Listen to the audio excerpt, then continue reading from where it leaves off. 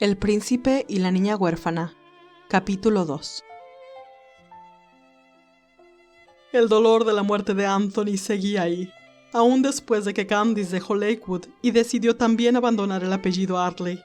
Si tan solo William hubiera aceptado su renuncia, pero no. Continuó con sus ideas y la envió a Inglaterra a estudiar junto con Alistair, Archibald, Neil y Eliza.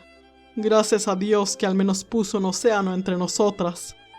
Según él, ella también tenía que sobreponerse a su pérdida. ¡Su pérdida!, dije, echándome a reír con un dejo de dolor. William me observó con ternura y compasión y contestó: Tía, Candy amaba a Anthony, y él a ella. Lo sé porque él me habló muchas veces de sus sentimientos en las cartas que me enviaba. ¿Tú crees que él desea que la sigas culpando? Tus mismos argumentos para culparla a ella son los mismos con los que yo me culpo a mí mismo, día tras día, hora tras hora, minuto a minuto. Y aún así, no pienso que mi dolor sea más grande que el de Candy. Todos sufrimos, tía. En el dolor de la pérdida todos somos iguales.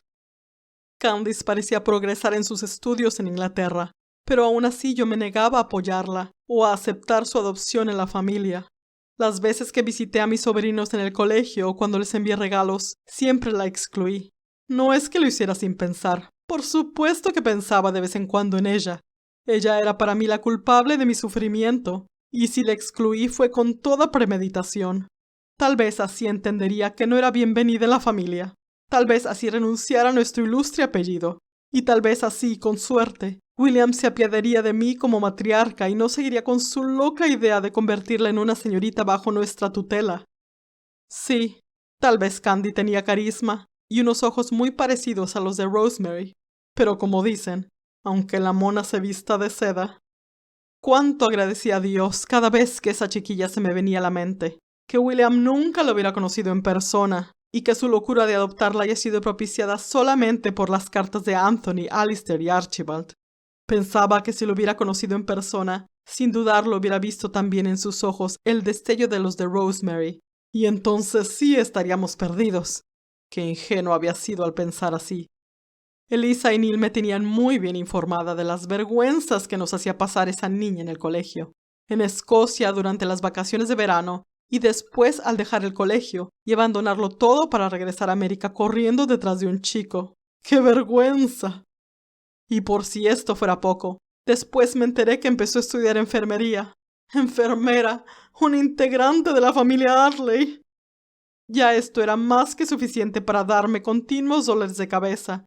Y luego George me trae la peor noticia de todas. Le habíamos perdido la huella a William. El patriarca había desaparecido al dejar una de sus tantas expediciones locas por el mundo, y nadie sabía dónde estaba. El futuro de la familia estaba en juego. Temíamos por la vida de mi adorado sobrino. Por favor, Dios, no de nuevo. Todo era culpa de esa niña, siempre, todo era su culpa. No importaba lo que George me dijera. Yo estaba convencida de que William regresaba a América más que para tomar su lugar como patriarca y hacer su presentación en sociedad, porque de alguna u otra forma estaba preocupado por su protegida. Cuando Candice dejó el colegio sin siquiera decir a dónde iba, fue justo antes de que William dejara África. Yo me preguntaba si no estaba tan preocupado por cumplir sus deberes de tutor, que en el fondo le preocupaba el localizar a su protegida tanto como para acelerar su regreso, y fue justo ahí cuando le perdimos de vista. Nunca he vivido días tan angustiantes como esos. ¿Qué digo? Ojalá hubieran sido días, pero fueron años. Años sin saber de él. Años sin una sola palabra, sin una sola carta, sin una sola pista. Ninguno de los detectives que contratamos alrededor del mundo pudo dar con su paradero. ¿Qué pasaría con todos nosotros si William no aparecía? ¿Qué si estaba perdido en alguno de los países inmersos en la Gran Guerra? Ni siquiera nos atrevíamos a pensar qué haríamos si estaba muerto. George se tornó aún más hermético y taciturno, y mi salud comenzó a deteriorarse. Por un lado, no queríamos seguir albergando esperanzas, y por otro, era todo lo que teníamos para mantenernos un poco a flote. No podíamos darnos por vencidos hasta que supiéramos a ciencia cierta el paradero de William. Nos desconectamos de todos, y aún George perdió el contacto con Candice.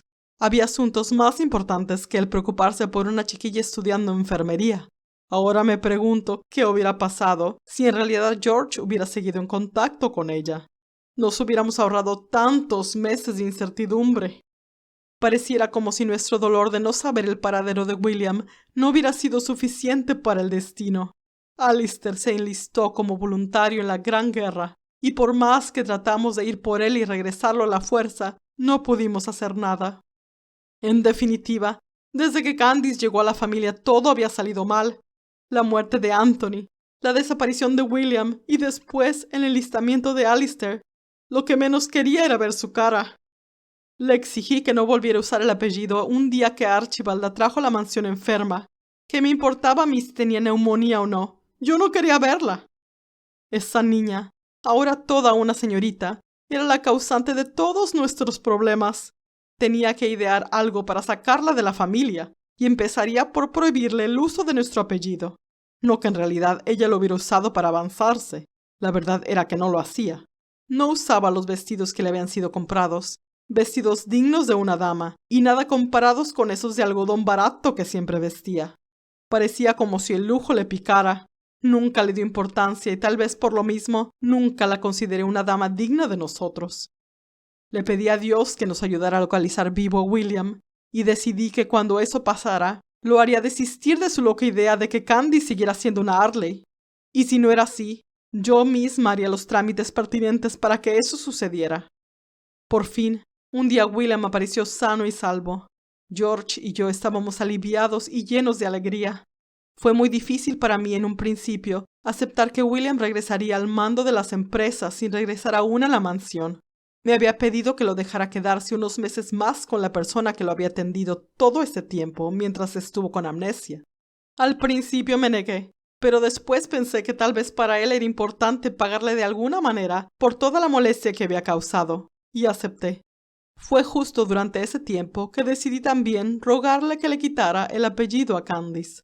Le dije todo lo que Neil y Elisa me habían comentado de ella, que se había convertido en una mujer de reputación cuestionable y que vivía con un hombre con el que, según sabíamos, no estaba casada. William me escuchó con su cara impasible, y cuando terminé de espetar en contra de ella bajó su mirada. Después de unos segundos de silencio me miró a los ojos con firmeza y me contestó: Tía, entiendo que tú nunca has aceptado a Candice como miembro de los Ardley. Creo que aún después de todos estos años sigues pensando que no es digna de pertenecer a nuestra familia, y con buenas razones si te basas en los chismes de Elisa y Neil. Pero tía, siento no poder acceder a tu petición. No voy a entrar en detalles ahora, pero quiero pensar que algún día me darás la razón. Con tu permiso, me retiro.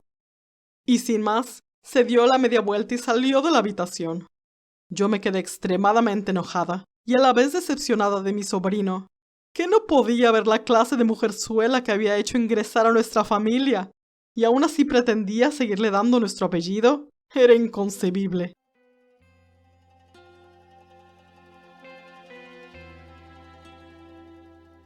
Continuará.